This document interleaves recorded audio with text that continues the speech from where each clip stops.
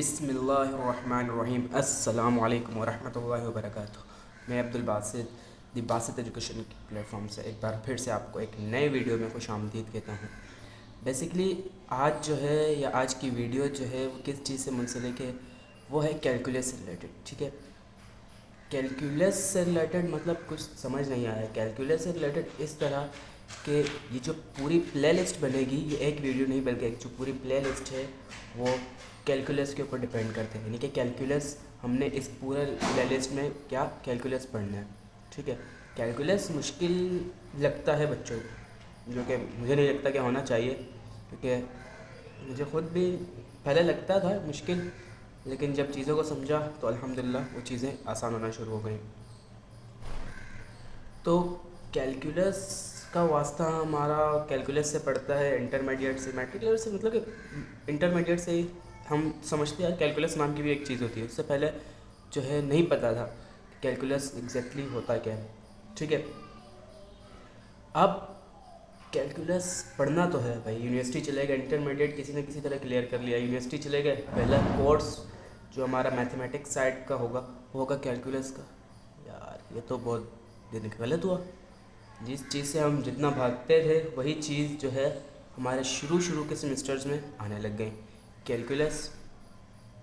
अब कैलकुलस आ तो गया, इस कैलकुलस से हमने डील किस तरह करना है, मसला आ गया। ये है, कैलकुलस तो आ गया, चलो ठीक है कैलकुलस है यार।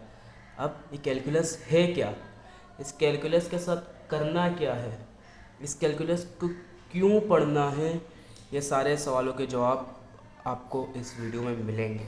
ठीक है, तो आइए स्टार्ट करते हैं। सबसे पहले हम करते हैं कि कैलकुलस है क्या।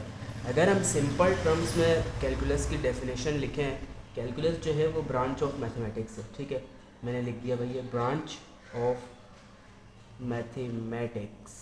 कैलकुलस जो है वो मैथमेटिक्स की एक ब्रांच है। ठीक है भाई, मैथमेटिक्स की ब्रांच है, मान लिया सर, मान लिया कि ये है एक मैथमेटिक्स की ब्रांच।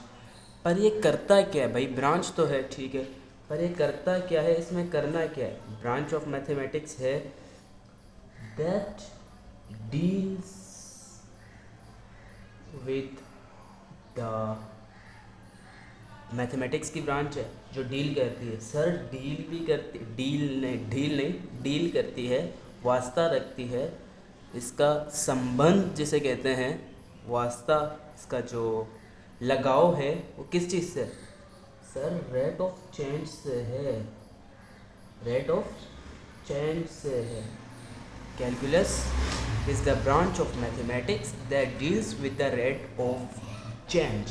यानी कि रेट ऑफ चेंज जो है इसे हम कहते हैं calculus. Sir rate of change मतलब समझ में नहीं आया, रेट ऑफ चेंज होता क्या है। रेट ऑफ चेंज का मतलब है किसी भी चीज़ का चेंज होना।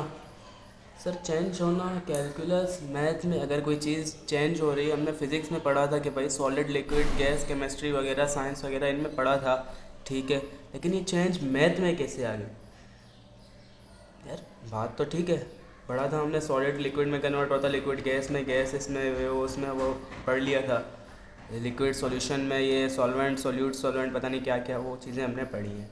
ठीक है, लेकिन मैथ में रेट ऑफ चेंज का क्या काम है।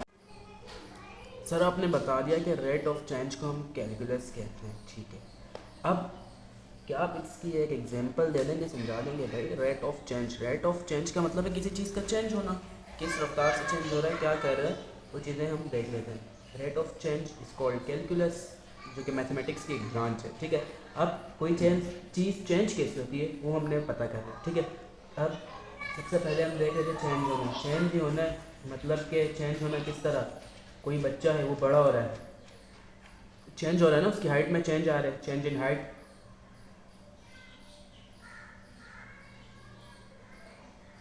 कोई बच्चा है जब वो बड़ा होता है, पैदाइश से लेकर मतलब कि जितना जितना बड़ा होता है उसकी हाइट भी बढ़ती जाती है नॉर्मली। ठीक है, चेंज हो रहा है, चेंजिंग आ रही है। वो चेंजिंग किस तरह की है उससे हमारा कोई सरोकार नहीं है, बस चेंज हो रहा है। ठीक है, और चेंज इन क्वांटिटी में चेंज। सर क्वांटिटी में चेंज कैसे है, मतलब कि पहले तो बच्चा है, बच्चे को ही ले लेते हैं। पहले एक बच्चा है जब छोटा है, 10 साल का है, 10 साल का है, वो दोपहर को एक रोटी खाता है, ठीक है। अब वो 12 साल का हो गया, दोपहर को 2 रोटियां खा रहा है। सर उसने अपने रोटी की जो है क्वांटिटी वो चेंज कर दी है, यानी कि बढ़ा दी है, ठीक है। चेंज इन क्वांटिटी हो गई, यानी कि पहले जो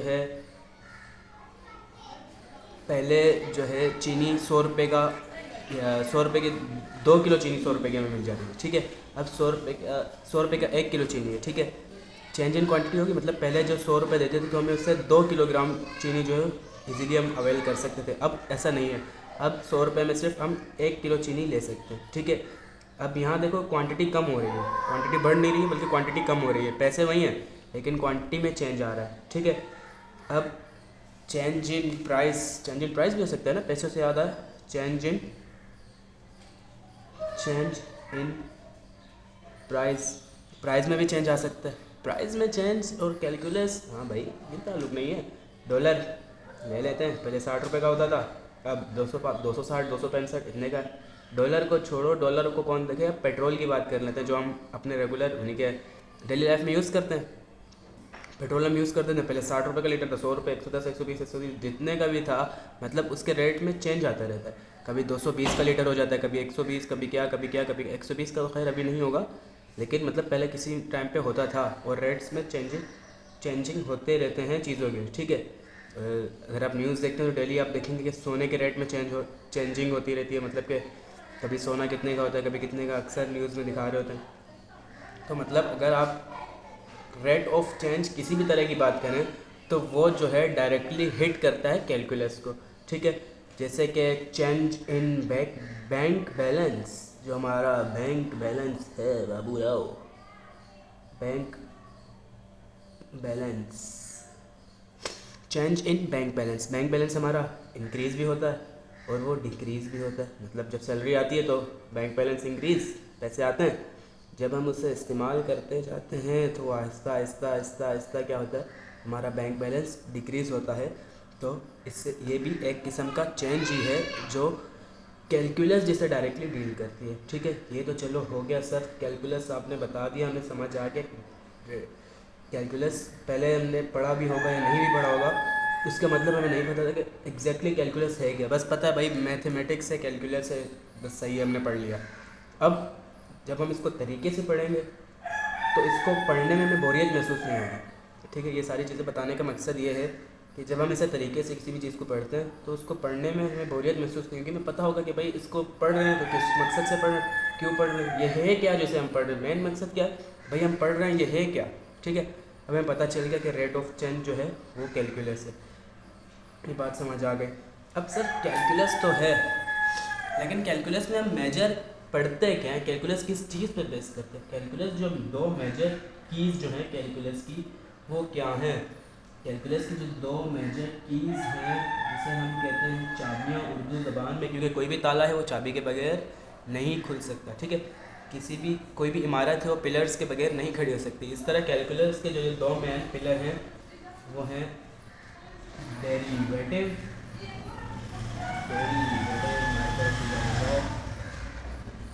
और दूसरा है, तो क्या हुआ, अब इसके 2 कीज़ हैं। कीज़ कौन सा सर, 2 कीज़ हैं, एक है डेरिवेटिव और दूसरा है इंटीग्रल। सर सही है, कैलकुलस समझ आ गया। कैलकुलस का मतलब है चेंज, रेट ऑफ चेंज जो है वो कैलकुलस है। रेट ऑफ चेंज मतलब किसी भी चीज़ में चेंजिंग, किसी भी चीज़ में बदलाव। चेंजिंग किस में हो सकता है, हाइट में भी हो सकता है, चेंज इन क्वांटिटी में, प्राइस में, टेम्परेचर में चेंजिंग होती है। जैसे हमारे टेम्परेचर हैं वो कभी टेम्परेचर 30 डिग्री है, कभी 20 डिग्री है, कभी क्या है कभी क्या है, मतलब चेंज हो रहा है। दुनिया में कुछ ना कुछ चेंज होता रहता है। तो जितने चेंजेस हैं उन चेंजेस को हम अगर कैलकुलेशन उन चेंजेस की करें, सिंपल टर्म्स में उन चेंजेस की अगर हम कैलकुलेशन करें तो उसको कैलकुलस के ज़रिए ही हम कैलकुलेट कर सकते हैं, ठीक है। क्योंकि हमारी मैथमेटिक्स किस पे बेस करती है, कैलकुलेशन पे बेस करती है। तो कैलकुलेशन मतलब किसी न किसी चीज़ को गिनना है। अगर हम इस रेट ऑफ चेंज को गिने, यानी कि जो चीज़ें चेंज हो रही हैं इसको गिने कि वो किस चेंज हो रही है, किस तरह चेंज हो रही है, कितने स्पीड से चेंज हो रही है, कितने रफ्तार से चेंज हो रही है, तो वो सारी चीज़ें हमारा कैलकुलस डील करती है, ठीक है। अब कैलकुलस किसी न किसी चीज़ पे बेस करती है। तो जो मेजर 2 चीज़ें हैं, जो इनकी 2 कीज़ हैं, वो हैं डेरिवेटिव और इंटीग्रल। अब डेरिवेटिव और इंटीग्रल है तो सही, 2 कीज़ हैं, 2 पिलर्स हैं। तो ये खुद क्या है भाई, ये खुद भी कुछ ना कुछ होंगे। तो आइए देख लेते हैं भाई, डेरिवेटिव क्या है। डेरिवेटिव बेसिकली है कि हाउ फार समथिंग चेंज, ठीक है। इन डेरिवेटिव क्या हमें बताता है, हाउ फार समथिंग चेंज या how far something is changing, कोई भी चीज़ किस तेज़ी से बदल रही है, ठीक है, कोई भी चीज़ किस रफ्तार से बदल रही है। बेसिकली डेरिवेटिव हमें ज़्यादातर जो है मतलब मेनली तौर पर डेरिवेटिव का मेजर काम है वो इसी चीज़ को जो है इसी चीज़ के इर्द गिर्द घूमता है, how far something is changing, कोई चीज़ जो है वो किस तेज़ी से बदल रही है, किस रफ्तार से बदल रही है।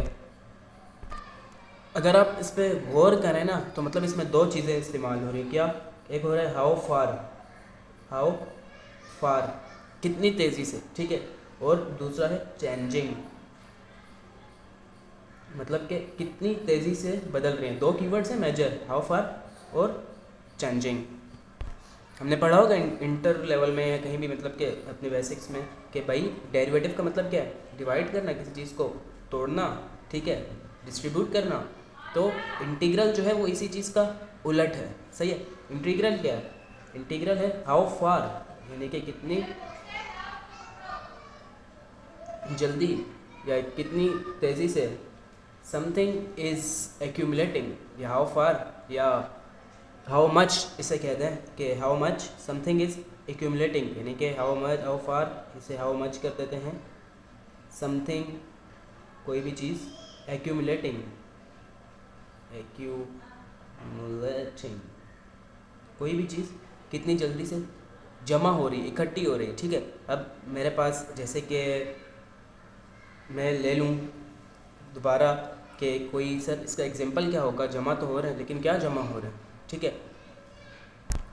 अब क्या है हमारे पास इंटीग्रेशन की कोई एग्जांपल इंटीग्रेशन की किस तरह है कि भाई कंप्यूटर आजकल सब यूज़ करते हैं, मोबाइल फ़ोन सब यूज़ करते हैं, हम किसी अपनी चीज़ को डेटा को स्टोर करते हैं, तो उस डेटा को अगर हम डिफरेंट फाइल्स बना के स्टोर करें, ठीक है। मेरे पास समझ लो ये मेरा जो है डेटा का पैकेट है, ठीक है, इसको मैंने जो है ए कह दिया, ये मेरा डेटा पैकेट ए है, मैंने इसका एक फ़ाइल बना दिया, ठीक है, और दूसरा डेटा पैकेट बी है। इस तरह मेरे 3 4 5 6 डेटा पैकेट्स बने, ठीक है। अगर मैं चाहूँ कि इन सबको इंटीग्रेट करूँ, इन सबको जमा करके एक ही डेटा पैकेट बनाऊं और सारे डेटा को इसमें स्टोर कर दूं, इसमें एक्यूमुलेट कर दूं, इन तमाम चीज़ों को जमा करना, इन सब को एक्यूमुलेट करना, इन सब को इंटीग्रेट करना, बेसिकली इंटीग्रल जो है इस चीज़ को जाहिर करता है रियल लाइफ में, ठीक है। ये हो गया, दोबारा से रिमाइंड करा देता हूँ। कैलकुलस क्या है, कैलकुलस पढ़ेंगे लेकिन है क्या, branch of mathematics that deals with the rate of change, mathematics की वो ब्रांच जो रेट ऑफ चेंज से डील करती है, जिसमें हम चेंजेस के बारे में, चेंजेस को कैलकुलेट करते हैं। किसी भी दुनिया में किसी भी तरह के होने वाले चेंज को जब हम कैलकुलेट करते हैं, उस कैलकुलेशन को हम करते हैं कैलकुलस के ज़रिए, जैसे कि change in height, change in quantity, change in quality, change in price, change in temperature, किसी भी तरह का चेंज हो, ठीक है, change in pressure, change in volume, change in frequency, change किसी भी तरह का चेंज जो है उसे हम कैलकुलस से डील करते हैं। उसके बाद है इंटीग्रल और डेरिवेटिव, जो इसके की फीचर्स हैं कैलकुलस के। कैलकुलस बेसिकली इन दो पिलर्स पर मुश्तमिल होता है, मतलब दो इसके जो मेन पिलर्स हैं वो यही इंटीग्रल और डेरिवेटिव, ठीक है। कैलकुलस ज़्यादातर जो है मतलब कि टोटल हम कह दें गलत नहीं होगा, लेकिन ज़्यादातर जो कैलकुलस है हमारा वो इन्हीं दो चीज़ों पर बेस करता है। इसके अलावा जितनी भी चीज़ें हम अपने कैलकुलस क्लासेस में पढ़ते हैं वो इसके इन डेप्थ में जाके पढ़ते हैं, ठीक है। जो हमारा मेन रीज़न है, ये जो मेन हमारा टारगेट है वो है डेरिवेटिव और इंटीग्रल, इसको पढ़ना। कैलकुलस में जितनी भी चीज़ें पढ़ते हैं वो इसकी इन डेप्थ में जाके, इसके डीप में जाके हम उन सारी चीज़ों को डिस्कस करते हैं। तो बेसिकली कैलकुलस का जो है वो कोर आइडिया यही है, मतलब कि डेरिवेटिव और इंटीग्रल, इसी पे टोटली आपका कैलकुलस बेस करता है। आपने पढ़ा होगा या आप पढ़ते रहते हैं कि डेरिवेटिव कैसे निकालते हैं, इंटीग्रल कैसे निकालते हैं, ठीक है। आज मैं आपको ये समझाने जा रहा हूँ कि डेरिवेटिव होता क्या है, इंटीग्रल होता क्या है, कैलकुलस को सॉल्व कैसे करते हैं वो तो ठीक है, लेकिन कैलकुलस है क्या, ठीक है। इन चीज़ों को हम पढ़ेंगे अपने इस पूरे आगे जाके, पूरा जो प्लेलिस्ट है आज पहले इसको कवर कर लिया और अल्हम्दुलिल्लाह मतलब कि आपको समझ भी आ गया होगा। अगर नहीं कुछ समझ आता है इनमें से तो आप कमेंट करके पूछ सकते हैं, ठीक है। उसके अलावा कैलकुलस क्या है, डेरिवेटिव क्या है, इंटीग्रल क्या है, ये चीज़ें पता चली नहीं। तो आगे हम अपने इसी प्लेलिस्ट में इंशाल्लाह मज़ीद पढ़ेंगे, मतलब कैलकुलस को बाकायदा सॉल्व करेंगे, बिल्कुल ईजीएस्ट वे से सॉल्व करेंगे, जिस तरह आपको उस तरह करेंगे कि मतलब जो जिन्हें कैलकुलस मुश्किल लगती है वो भी कैलकुलस को इजीली तरीके से जो है वो समझ सकें और अपने जितने प्रॉब्लम्स हैं कैलकुलस से रिलेटेड उनको वो सॉल्व कर सकें। तो ये आज हमारा बेसिक इंट्रोडक्शन था कैलकुलस के हवाले से, ठीक है। तो इंशाल्लाह कल हम इसको आगे कंटिन्यू करेंगे, कोशिश करेंगे कि इसके जितने सवाल हैं उनको सॉल्व करें। डेरिवेटिव और इंटीग्रल दो अलग अलग चीज़ें हैं, इसको जो है ना आप एक्यूमुलेट नहीं कर देना, ये दोनों बिल्कुल अलग अलग थोड़े कॉन्सेप्ट हैं। डेरिवेटिव कैलकुलस का जो है वो उलट है, ठीक है। डेरिवेटिव इंटीग्रल का उलट है, ये इंटीग्रल डेरिवेटिव का उलट है, ठीक है। डेरिवेटिव में हम क्या करते हैं, चीज़ों को फार करते हैं, मतलब कि चीज़ों को डिस्ट्रीब्यूट वगैरह करते हैं, और इंटीग्रल में उसको एक्यूमुलेट करते हैं, सही है। तो इंशाल्लाह नेक्स्ट वीडियो में मिलेंगे और कोशिश करेंगे कि हम ज़्यादा से ज़्यादा जितनी जल्दी हो सके अपने इस प्लेलिस्ट को कवर करें, ताकि कैलकुलस और हम स्टूडेंट्स में और कैलकुलस में जो है जो राहें जुदा हैं इन दोनों की, स्टूडेंट्स और कैलकुलस की जो नफ़रतें हैं इनके दरमियान, ये सारी नफ़रतें ख़त्म होकर मोहब्बत में तब्दील हो जाएं। तो इजाज़त दीजिएगा, इंशाल्लाह अगली वीडियो में मिलेंगे, इस कैलकुलस के प्रॉब्लम्स को सॉल्व करेंगे। और उम्मीद करते हैं आपको ये वीडियो और आज का टॉपिक पसंद आया होगा। तो चैनल को सब्सक्राइब करना ना भूलें, ताकि और बेल आइकन को प्रेस करें लाजमी। अगर वीडियो पसंद आए तो लाइक भी कर दें, ताकि जो है पूरा प्लेलिस्ट हम जो कोशिश कर रहे हैं कि एक प्लेलिस्ट बनाएं आपके लिए, ताकि ये कैलकुलस आपके लिए आसान हो जाए। और बेल आइकन को जब आप प्रेस करेंगे इसका फ़ायदा ये होगा कि जो हम वीडियो अपलोड करेंगे वो आप तक उसका नोटिफिकेशन पहुंच जाएगा और आप आसानी से उस वीडियो को अवेल कर सकेंगे। आपको भूलेगा नहीं कि यार मैं जो है कैलकुलस भी पढ़ रहा था, तो आपके पास नोटिफिकेशन आ जाएगा, आपको रिमाइंड हो जाएगा यार वीडियो अपलोड है तो मैं इस वीडियो को देख लूँ, ठीक है। अल्लाह हाफ़िज़।